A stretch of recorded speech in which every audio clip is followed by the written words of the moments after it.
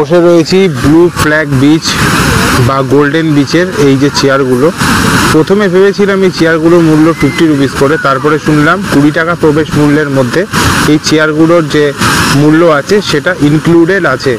সুতরাং যারা ঢুকবে তাদেরকে এই যে ছাতা মাথায় দেওয়া যে চেয়ারগুলো সেগুলো 50 টাকা, আর ছাতা মাথায় ছাড়া যে চেয়ার রয়েছে এগুলো ফ্রি আছে, কিন্তু লিমিটেড এডিশন, অল্প পরিমাণে রয়েছে।